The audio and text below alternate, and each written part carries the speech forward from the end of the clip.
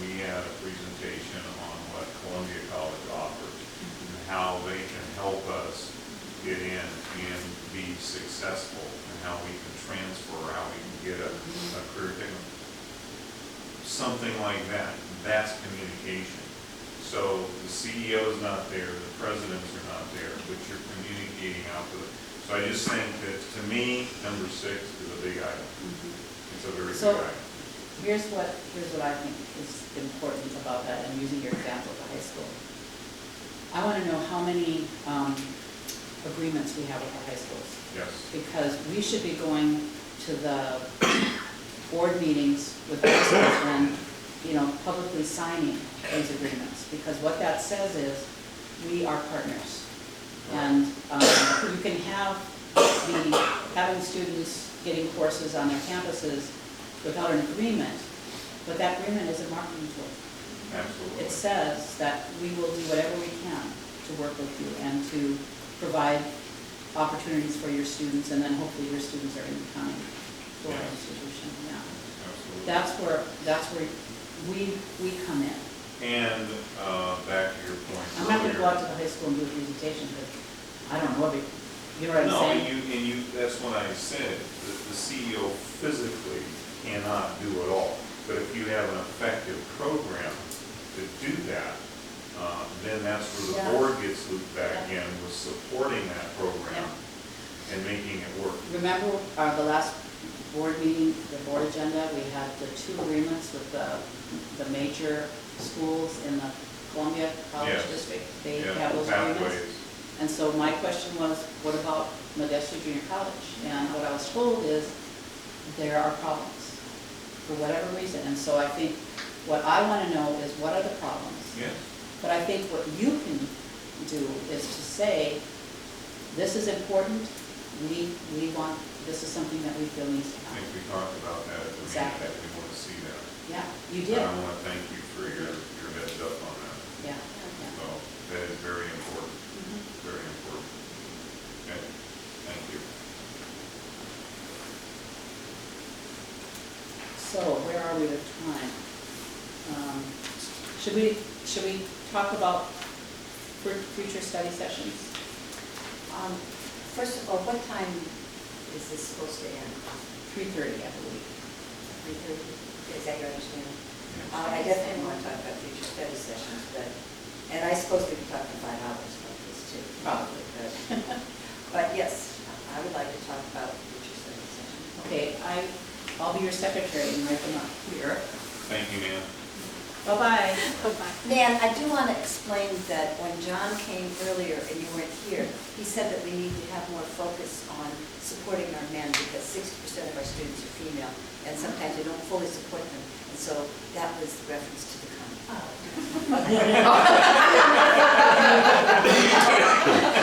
We like you how you do. Thanks again, Nan. Okay, so I think there's a number of different ways that we can get information. I mean, it can be reports at the board meeting, it can be More study or like presentations at the board meetings or study sessions. I mean, as far as I'm concerned, I'm willing to do this twice a month if you guys want to do that. Okay. Yes.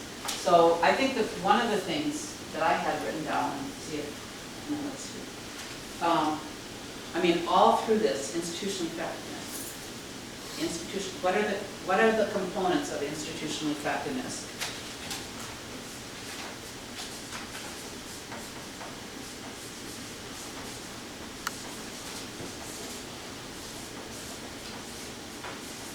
See, I think we're talking here about many of the things that you've already mentioned. Mark, how do we get students in? What are the barriers? What are the programs? Are they working at odds with each other? All of those sorts of things. And so there's a lot that can be included in this. The enrollment management plans. My understanding is that there are enrollment management plans on both campuses. I'd like to have those presented to us.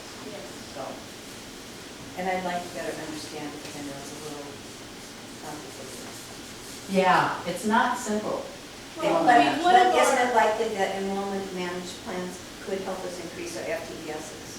That's the whole point of enrollment Right, management. so, I mean, I. But we often really think of need it. enrollment management as marketing, when it really Okay. is so many. I mean, if we can increase the retention of students 10%, that increases your enrollment, immeasurably, so. I actually want to propose an idea, Okay, and it might seem a little bit far-fetched, but maybe interviewing, or at least having, like a small survey at the end of maybe when a student drops a class on Pirate Center at Columbia. Because, we put these requirements in for students when they apply to the school and register for a class. They have to, declare, okay, I'm majoring in this, and I'm majoring in this. But we don't always know why we're getting those numbers dropped, so to speak. So I think that might be maybe an something exit we look interview. into. Let's just Yeah, put we'll yeah. put a, Yeah. I'll just put a little That's asterisk here, what I was exit thinking, yeah. interview for students, yeah. Or for students that successfully complete, because you want to Yeah, know what absolutely. things. Same thing. What things Yeah. work and what things didn't work. Right. And you're putting that under enrollment management. Yeah, I'd like to know if, in this whole thing too, is if we have a standard drop date. Because I know some of my friends were shocked, as long as we're talking about what four-year universities are mandated. doing, it's like. it's you have- mandated by the state. It's mandated. I by thought the there was state. leeway though, 75% within a of the range. way. I thought there was a Oh, range. maybe you're right. I think you're right. You can choose. Okay, Because 75% of the way through a class before you get a grade I know. is extremely generous. There's also things, okay, there's another not procedure that you can affect. The statistics across the country show that any student who starts late in the class, the chance of their success drops precipitously. But colleges they hate to get rid of those students that add late because they're afraid they're going to lose enrollment. And so I think those are the kinds of things we have to really, really look at and, just We make. say, Yeah, I think psychologically, as that's- a procrastinator, if I know I can sort of wait before I commit, There's and if two I know I sides. have to commit, then that can sort of concentrate my attention. Two sides to that coin. The first of which is that you must drop before census day 2 weeks into the course No, I in get order it. to get, and that wasn't always the case. I know, that has changed. In order to avoid getting a W, that was, I know, and they changed that because they felt they were spending money that they shouldn't have to spend on students who. but up until. I mean, there's all like kinds 3 of weeks before the course recent ends. Yeah. policies that have been put in place. For example, you can now only take a class twice. So if you fail it, you can take it again. With permission.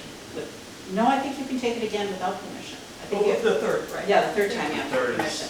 yeah. But here's the rub, with the nursing program, you have to get better than a C in some of the courses that come before in order to be able to get into the program. But if you get a C, you can't take that course again. The state does not allow you to take that course again. Students actually fail themselves Yeah. in order to Yes. retake Isn't those that, courses. I know, and see, that's where on one level, what we do here is Yes. important, on the other I level, know. by golly, if you have the, Well, but those are standards set at the state level, I believe. they are, but Yeah. sometimes there's Well, you consequences get, they don't know about. but you get that with current technical education classes that are licensed or managed by the state. And I know this because, well, when I went through the police academy, it's the same thing. There's a little bit of wiggle room within that. There may not be for the nursing program, I don't know. No, there's not for anything anymore, they changed Okay, the they rules changed since it, you but were you there. had, you had a range that you could go down to. And when I was in there, it was 80%. So you had to pass all of your tests, you had to pass all of your Yeah, perishable I know, skills there's- testing at 80% or Right. higher. Right, there's no And that- question, there's Right. standards for certain programs, but we're talking about in general, and it's a consequence that I'm sure nobody who was making those Correct. rules thought about. That's where you need legislative advocacy to go in and say, Michelle, hey, is here's there- an unintended consequence. is there something of this that you- law just passed. on the part of faculty would like to see as a study session, future study session? I've been thinking a lot about this. I'm so glad that you're open to study sessions, and presentations in general. And I've been thinking, and I don't have anything specific. I was going to talk to the constituent groups, the senates, and the YFA, and see, if any departments or programs had anything in particular. Right now, everybody's pretty focused on accreditation, and that's where the energy's going. But I'm going to kind of push on that. And the only other thing that I could think of was what I'd already said, which was the presentation. ESL stands ready. I don't know if it should be a study session or a board presentation. That's kind of up to you and your scheduling.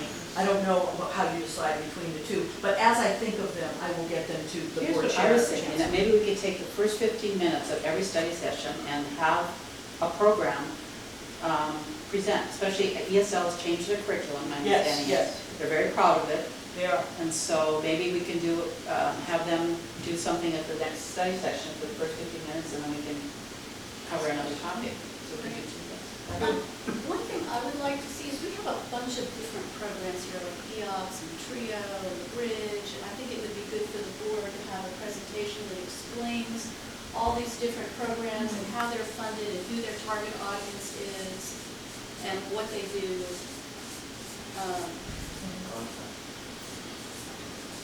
I mean, I'm calling these student success programs because the outcomes of all of these, like the TRIO programs are federally mandated, and there's like the talent search, which is in the schools, and the outward bound, which is in the high schools, and the, I think, SSS or something that's for here, and that's specifically for, so that would be really helpful for you to, I mean, even just a cheat sheet of all I'd of love those. to have it, Yeah. there may be overlap, there may be redundancy, I don't know. Well, I think we can talk about what's the most effective way to get information. I mean, to have a presentation of all of these, probably what you need is, what is it? What's Yeah, that's the what I outcome want. supposed to be? Sort of How many comparing students does it the serve? trends, I mean, one of the things with the TRIO programs is, when I came to California, a lot of colleges don't even have them because they're small numbers, 60 students. And, I mean, it's wonderful service, but